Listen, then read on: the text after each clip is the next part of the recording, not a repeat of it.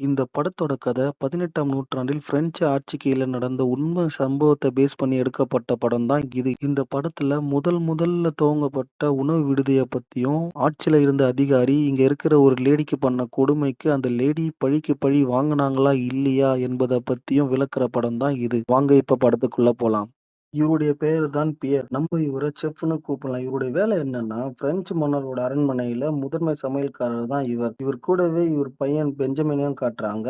இவங்க 2 பேருமே பல ஆண்டு காலமா இங்க தான் வேலை செஞ்சுட்டு இருக்காங்க. இப்ப இவருடைய சமையல் அறைக்கு மன்னரோட வேலையாட்கள்ல ஒருவர் வந்து, அரண்மனை அதிகாரி அவருடைய விருந்தினர்களுக்கு அறுசுவை உணவு தகவல சொல்லிட்டு அங்கிருந்து கிளம்புறான். 18ஆம் நூற்றாண்டில் மன்னர்கள் எவ்வளவு செல்வந்தர்களா இருந்தாங்க, மேலும் கம்பீரமானவர்களா இருந்தாங்க அப்படின்றத காட்டுறதுக்கோசமே பல வழிமுறைகள பழக்கத்துல வச்சிருந்தாங்க. அதுல விலை மதிப்பில்லாத ஆடைகளை உடுத்துவது, பிரம்மாண்டமான அரண்மனைகளை கட்டுவது, அவர்களுக்குன்னு சிறந்த சமையல்காரர்களை வச்சுட்டு இருக்கிறது, இதெல்லாம் அடங்கும். இப்போ பிரெஞ்சு அரண்மனை தகவல சொல்லிட்டு அங்கிருந்து கிளம்புறான். 18ஆம் நூற்றாண்டில் மன்னர்கள் எவ்வளவு செல்வந்தர்களா இருந்தாங்க, மேலும் கம்பீரமானவர்களா இருந்தாங்க அப்படின்றத காட்டுறதுக்கோசமே பல வழிமுறைகள பழக்கத்துல வச்சிருந்தாங்க.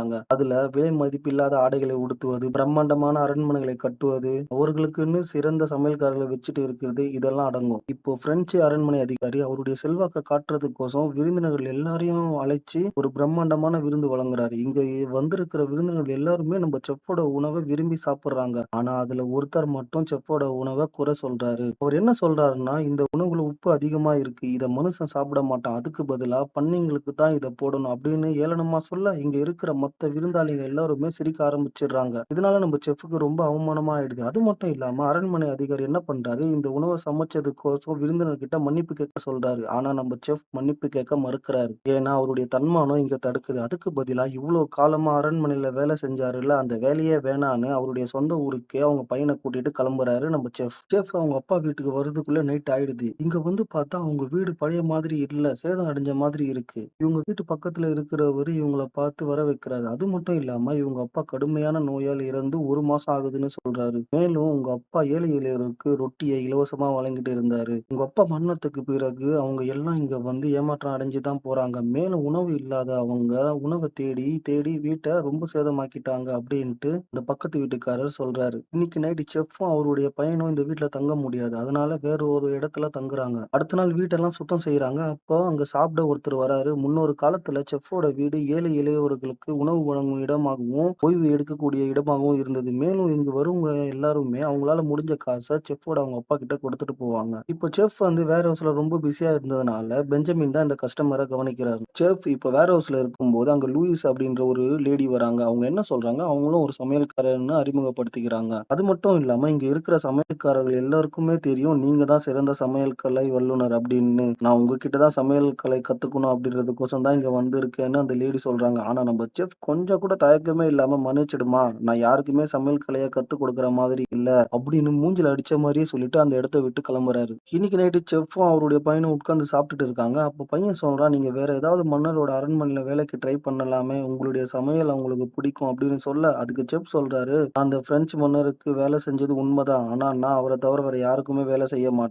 ஒரு நாள் கண்டிப்பா அந்த மன்னர் என்ன கூப்பிட்டு சமைக்க சொல்லுவார். நான் சமைச்ச உணவ சாப்பிட்டு அருமையா இருக்குன்னு சொல்லி திரும்பவும் என்ன வேலையில அவர் அமர்த்துவார்." அப்படின்னு சொல்றாரு. அது மட்டும் இல்லாம அந்த அரண்மனை சமையல் கூடம் வந்து என்னுடைய வீடு. அந்த வீட்ட விட்டு நான் வேற எந்த வீட்டுக்கும் போக மாட்டேன் அப்படின்ட்டு அவங்க பையன்கிட்ட சொல்றாரு. அடுத்த நாள் காலை ஆகுது. செஃப் இப்பவும் வேர் ஹவுஸ்ல தான் இருக்காரு. திரும்பவும் அந்த லேடி வந்து நம்ம செஃப் கிட்ட கேட்கறாங்க. இது மாதிரி என்ன உங்களுடைய சிசியா சேர்த்துக்கோங்க. நான் அதுக்கு உங்களுக்கு வேணா பணம் தரேன் அப்படின்னு சொல்றாங்க. ஆனா நம்ம செஃப் திரும்பவும் மறுத்துடுறாரு. நான் உன்ன என்னுடைய சிசியா ஏத்துக்க முடியாது அப்படின்னு ஒரு மனசுல ஒரு எண்ணம் வருது. அது லேடி எல்லாம் சமையல்காரர்களா இருக்கக்கூடாது. ஆனா அந்த லேடியோட விடாமுயற்சி நம்ம செஃப்பயே வியப்புல ஆழ்த்துது. உடனே செஃப் அவள சிசியா ஏத்துக்கிறாரு. இப்போ இங்க இந்த லேடி தொடர்ந்து விருந்தினர்களுக்கு சேவை செய்ய கத்துக்கிறாங்க. செஃப்போட வேர் ஹவுஸ்ல லேடி துணிகளெல்லாம் துவைச்சு அவருக்கு உதவுறாங்க. ஒரு நாள் வெளிய வச்சிருக்க மாவுகள திருட அனாதை இல்லத்திலிருந்து குட்டி, குட்டி பசங்க வராங்க. இத இந்த லேடி கவனிச்சு துரத்தி விடுறாங்க.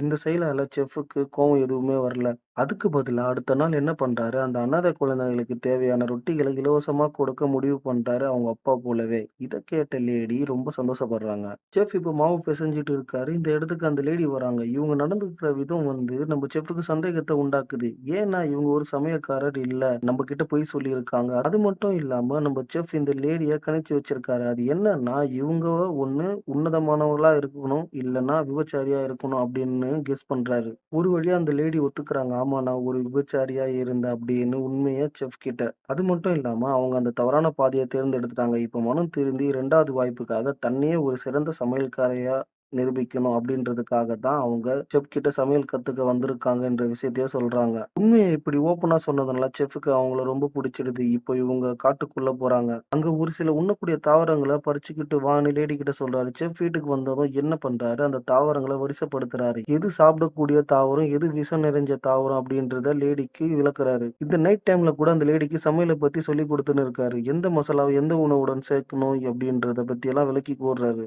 இப்ப பொருட்களோட சுவை எப்படி இருக்கும் அப்படின்னு லேடிக்கு விளக்கி கூற, அவளோட கண்ண கட்டுறாரு. இப்ப ருசி பார்க்கறதுக்கும் சில பொருட்கள கொடுக்குறாரு. இந்த டைம்ல அந்த லேடியோட ஃபேஸ பார்க்குறாரு. அவளுடைய முகத்துல இருக்க அழக கண்டு ஒரு நிமிஷம் மயங்கி போயிறாரு செஃப். இப்போ அந்த லேடியோட உதட்டுல சாஸ் இருக்கு. இத பார்த்த செஃப் என்ன பண்றாரு, அவளுக்கு முத்தம் கொடுக்க கிட்ட போகும்போது, அவ கண்கள திறக்க, இந்த டைம்ல செஃப் முத்தம் கொடுக்க கிட்ட வருத பார்த்த லேடி டேபிள் மேல இருக்க கத்திய எடுத்து செஃப்போட கழுத்துக்கிட்டயே வைக்கிறா. அடுத்த நாள் காலை 2 விருந்தினர்கள் சாப்பிட வந்திருக்காங்க. அவங்களுக்கு அந்த லேடி பரிமாறிட்டு இருக்காங்க. இத பார்த்த செஃப் குற்ற உணர்ச்சியுடன் அந்த லேடி கிட்ட போயிட்டு, "இது மாதிரி என்ன மன்னிச்சிடுங்க. நேற்று இரவு நடந்த தவறு இனிமே எப்பவுமே நடக்காது." அப்படின்ற நம்பிக்கையான வார்த்தைய அந்த லேடி கிட்ட சொல்ல, செஃப்போட வார்த்தைய அவங்களும் நம்புறாங்க. ரொம்ப நாள் கழிச்சு அரண்மனையில வேலை செய்றவரு மன்னரோட செய்திய செஃப் கிட்ட கொடுக்கறதுக்கோசம் அவருடைய வீடு தேடி வந்திருக்காரு. அது என்னன்னா, பாரிஸ்ல இருந்து மன்னரோட விருந்தினர்கள் எல்லாம் அரண்மனைக்கு வர இருக்கிறதுனால, ஒரு ஆடம்பரமான உணவு திருவிழாக்கு ஏற்பாடு பண்ணியிருக்காரு. அத உன்னுடைய வீட்டாண்டயே ஆடம்பரமா செய்யலான்னு அரண்மனை அதிகாரி சொல்லியிருக்காரு. அது மட்டும் இல்லாம இந்த வேலைக்கு தேவையான பணிப்பெண்களையும், வேலையாட்களையும் அரண்மனையில இருந்தே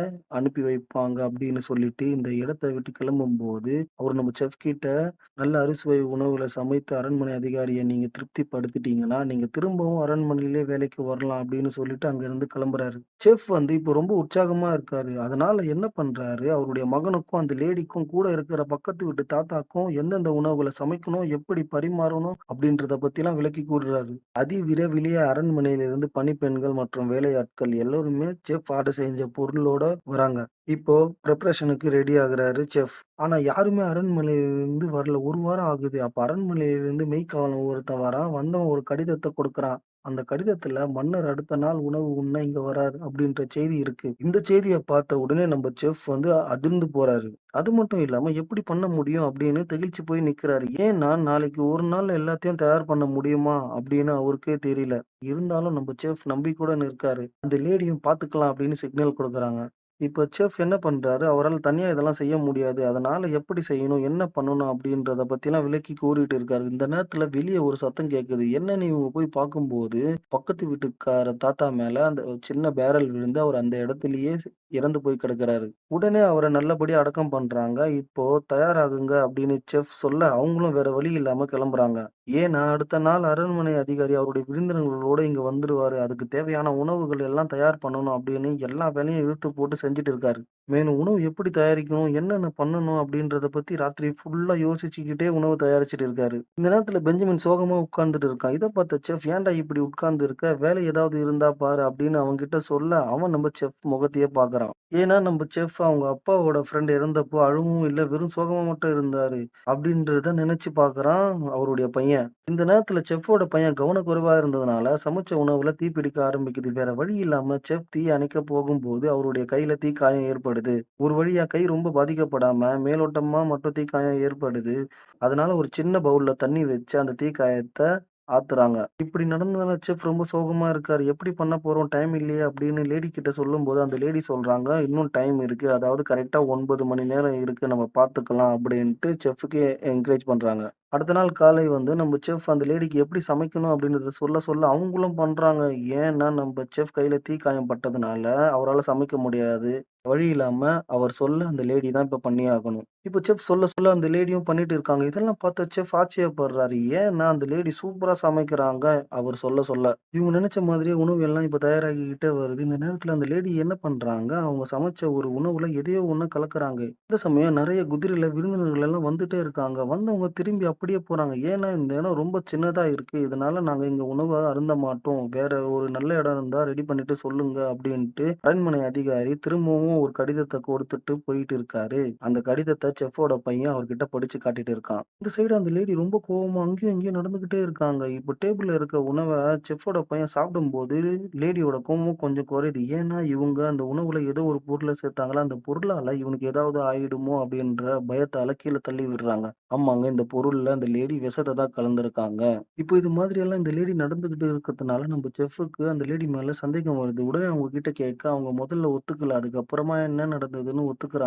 இந்த லேடி செஃப் கிட்ட சிசிஐயா சேர்ந்ததுக்கு முக்கிய காரணமே, செஃப் வந்து அந்த பிரெஞ்சு அரண்மனை அதிகாரியின் முதன்மை சமையல்காரரா இருந்ததுனால தான். இப்போ அந்த லேடி எல்லாம் உண்மைய சொல்றாங்க. அதாவது இவங்க வந்து ஒரு மிகப்பெரிய பணக்காரருடைய மனைவி. அது மட்டும் இல்லாம, இவங்களுடைய கணவரும் இந்த பிரெஞ்சு அரண்மனை அதிகாரியும் பிசினஸ் பார்ட்னரா இருந்திருக்காங்க. இந்த டைம்ல அந்த பிரெஞ்சு அரண்மனை அதிகாரி இவங்க மேல ஆசைப்பட்டுட்டு இருக்கான். இவங்க முடியாதுன்னு சொன்னதுனால, இவங்களுடைய கணவர கொன்னுட்டு, இவங்க கிட்ட இருந்த பொருட்கள் எல்லாத்தையும் ஆட்டைய போட்டு போயிட்டு இருக்கான். இந்த காரணத்தினாலேயே அந்த லேடி பலமுறை கொலை பண்ணலான்னு ட்ரை பண்ணியிருக்காங்க. ஆனா, அவங்களுடைய முயற்சி எல்லாமே தோல்வியில போய் முடிஞ்சிருக்கு அப்படின்னு அவங்க கதைய நம்ம செஃப் கிட்ட சொல்ல, செஃப்பும் இப்போ மனம் உருகுறாரு. இப்போ அந்த லேடி இந்த இடத்த விட்டு போலாம் அப்படின்ட்டு முடிவு பண்ணி கையில பொட்டிய எடுத்துட்டு கிளம்புறாங்க. இவங்கள செஃப்போட பையன் தடுக்குறான். இந்த பக்கம் செஃப் இத தடுக்க முடிவு பண்ணி குதிரை மேல ஏறி போறாரு. அவருக்கு குதிரை சரியா ஓட்டத் தெரியல. அந்த காரணத்தினால குதிரையிலிருந்து கீழ விழுந்துடுறாரு. விழுந்ததுல படுகாயம் அடையறாரு. செஃப்‌க்கு அடிபட்டதுனால அந்த லேடி தான் அவங்கள பத்திரமா பாத்துக்கிறாங்க. அவங்க காயங்களுக்கெல்லாம் மருந்து போட்டு அவர் கூடவே இருக்காங்க. இப்ப கொஞ்ச நாள் போகுது. ரூம்ல இருக்கிற செஃப்‌க்கு வேற சில மக்களோட சத்தம் அதிகமா கேட்குது. என்னன்னு வெளிய வந்து பார்த்தா, இங்க ஏராளமான வீரர்கள் வந்து சாப்பிட்டுட்டு இருக்காங்க. ஆமாங்க, இவங்க எல்லாருமே காலையில இந்த லேடி கிட்ட சாப்பிடுறதுக்கு ஏதாவது இருக்கான்னு கேட்டிருக்காங்க. நம்ம லேடியும் செஃப் சொல்லிக் குடுத்த மாதிரியே சமைச்சு போட்டிருக்காங்க. அத சாப்பிட்ட வீரர்கள் எல்லாருமே உணவு சூப்பரா இருக்கு அப்படின்னு நம்ம லேடிய பாராட்டிட்டு இருக்காங்க. அது மட்டும் இல்லாம பணமும் ரொம்ப அதிகமா குடுத்துட்டு இருக்காங்க. இந்த வீரர்கள் எல்லாம் போயிட்ட பிறகு லேடியோட உணவ டேஸ்ட் பண்றாரு செஃப். உணவு ரொம்ப சுவையா இருக்கு. அதனால அதிகமா சேல்ஸ் ஆகுது.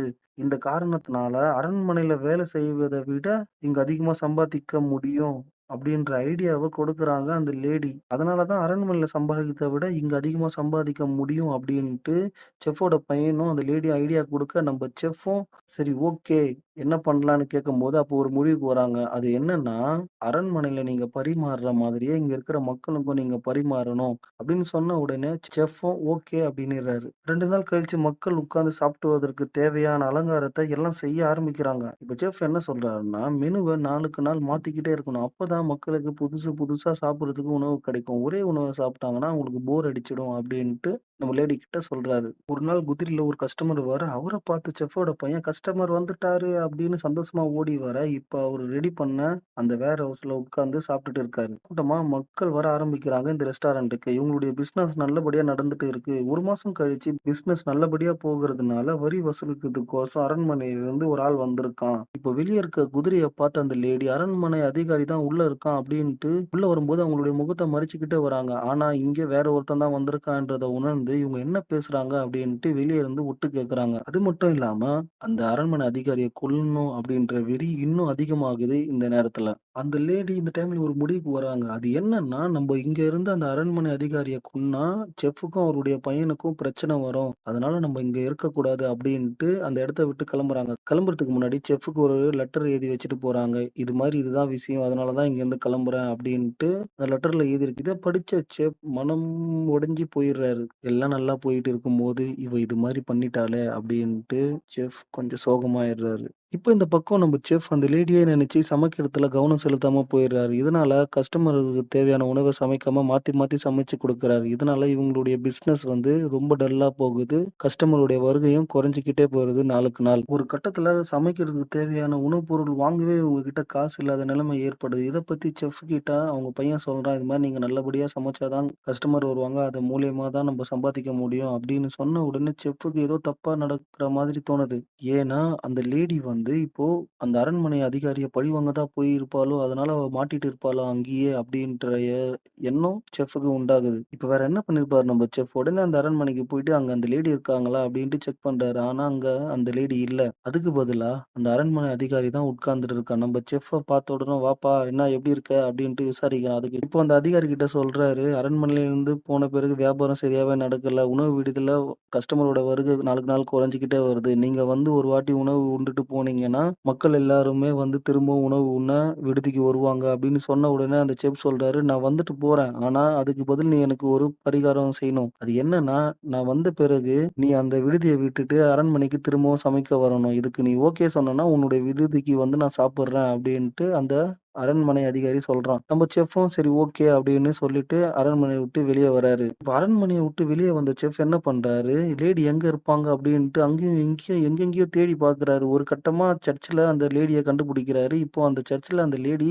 கன்னியாஸ்திரியா இருக்காங்க. இது மாரி விஷயம் அந்த அரண்மனை அதிகாரிய நான் நம்ப விடுதிக்கு சாப்பிட கூப்ட்டுருக்கேன். இதுதான் கரெக்ட்டான டைம் அவன பழிவாங்குறதுக்கு அப்டின்ட்டு அவரு போட்ட பிளான் எல்லாம் அந்த லேடி கிட்ட சொல்றாங்க. அந்த லேடியோ செஃப் நம்மளுக்கோசம் எவ்வளோ பெரிய காரியம் பண்ணியிருக்கான் அப்டின்ட்டு மனதுருகி செஃப் கூட போக ஒத்துக்குறாங்க. அடுத்த நாள் காலையில அந்த அரண்மனை அதிகாரி அவருடைய மனைவியுடன் நம்ம செஃப்போட வேர் ஹவுஸ்க்கு சாப்பிட வராங்க. வரும்போதே அவன் பார்க்குறான், இங்க யாருனா இருக்காங்களா அப்டின்ட்டு. யாருமே இல்ல அப்டின்றத உணர்ந்த பிறகு தான் அந்த அரண்மனை அதிகாரி அவன் மனைவியோட இங்க உட்கார்ந்து சாப்பிடவே ஒத்துக்குறான். இப்ப செஃப் என்ன பண்றாரு, இவருடைய விருந்தினர்கள் முன்னாடி இவர அசிங்கப்படுத்தியிருப்பாங்கல்ல, ஒரு உணவு சமைச்சிருப்பார்ல, அந்த உணவையே எடுத்துட்டு வந்து குடுக்குறாரு. இத பார்த்து அவன் முழிக்கிறான். ஆனா அரண்மனை அதிகாரி மனைவியோ அத சாப்பிட்டு, நல்லா இருக்கே இந்த உணவு. உடனே அவன் முகம் மாறுது. இந்த நேரத்துல தான் மக்கள் ஒருத்தரா செஃப்போட வேர் ஹவுஸ்க்கு சாப்பிட வராங்க. இது எல்லாமே செஃப்போட பிளான் தான். என்னன்னா, வேர் ஹவுஸ் அரண்மனை அதிகாரி சாப்பிட வராரு. அவர் கூட நீங்க வந்து சாப்பிடலாம் அப்டின்ட்டு ஒரு நியூஸ பரப்பி விட்டுருப்பாரு. அதனால தான் இங்க இந்த அரண்மனை அதிகாரிய பார்க்கறதுக்கோசமும், உணவு உண்றதுக்கோசமும் மக்கள் அழிதிரண்டு வந்துட்டு இருக்காங்க. இதெல்லாம் பார்த்து அரண்மனை அதிகாரி என்ன பண்றான், நான் இவங்க கூடலாம் உட்கார்ந்து சாப்பிட மாட்டேன் அப்டின்ட்டு அங்கருந்து கிளம்ப பார்க்குறான். இந்த நேரத்துல நம்ம லேடி வந்து அவன் முன்னாடி நிக்கிறாங்க. அந்த லேடிய பார்த்தோனே அந்த அரண்மனை அதிகாரி என்ன பண்றான், இவ எல்லா விஷயத்தையும் நம்ம ஒய்ஃப் கிட்ட சொல்ருவாளோ, நம்ம மாட்டிக்குவோமோ அப்டின்ட்டு முழிக்கிறான். லேடி என்ன சொல்றாங்க, நீங்க சாப்பிட்ட உணவுல விஷத்த கலக்கலாம்னு தான் நெனச்சேன். ஆனா இந்த தண்டனலாம் உங்களுக்கு பத்தாது. நீங்க இந்த சமுதாயத்துல எப்படி நடந்துக்கிட்டீங்க அப்டின்னு மக்கள் எல்லாருக்கும் தெரியணும். தெரிஞ்சே ஆகணும். அப்படின்னு சொல்லிக்கிட்டு அவன் என்னென்ன பண்ணான்றத பத்தியெல்லாம் சொல்றாங்க. இதெல்லாம் மக்கள் எல்லாரும் கேட்டுட்டு இருக்காங்க. இவனும் ஒரு சைடு முழிச்சுட்டே இருக்கான். அது மட்டும் இல்லாம அவன கடைசியா மிரட்டுறாங்க. இந்த விஷயத்த நான் இதோட விடமாட்டேன். இத நான் மன்னர்கிட்டயே கொண்டு போய் உன்ன வேலைய விட்டு தூக்குற அளவுக்கு நடவடிக்கை எடுக்க வைப்போம் அப்படின்னு சொன்ன உடனே, அவன் நம்ம லேடி அடிக்க பார்க்குறான். உடனே இந்த பக்கம் நம்ம செஃப் அவன் கைய தடுத்து அவன கொன்றுவேன். உட்கார்றா! சொல்றத ஒழுங்கா கேள்றா! அப்படின்ட்டு அவன மிரட்டுறாரு. ஒரு கட்டத்துக்கு மேல லேடி என்ன பண்றாங்க, அவன் தலையில இருக்க டோப்பாவே கழட்டுறாங்க. அதனால அவமானம் அடைஞ்சு அவன் கண்ணுல தண்ணி மழுக அந்த இடத்த விட்டே ஓடி போறான். இதெல்லாம் பார்த்துட்டு இருந்த அரண்மனை காவலன் என்ன பண்றான், இவன்கிட்டயா நம்ம இவ்வளவு நாள் நல்லபடியா வேலை செஞ்சிருந்தோம். இது மாரி துரோகி கிட்ட வேலை செஞ்சதுக்கு நம்ம பிச்சையே எடுத்திருக்கலாம் அப்படின்னு நினைச்சிட்டு இருக்கும்போது, அந்த இடத்துக்கு 2 லேடி வராங்க. "சார் இங்க உட்காரலாமா சாப்பிடுறதுக்கு?" அப்படின்னு கேட்டோன, உட்காரலாம்" அப்படின்ட்டு அவன் தலையில இருக்க விக்க கழட்டி அவனும் அவங்களுக்கு சேவை செய்ய ஆரம்பிக்கிறாரு. அப்பத்திலிருந்து அந்த பிசினஸ் சூப்பரா போகுது. ஆமாங்க. இதுதான் பிரான்ஸ்லயே முதல் முதல்ல தொறந்த உணவகம் அப்படின்ற பெருமைய அடையுது. நன்றி, வணக்கம்.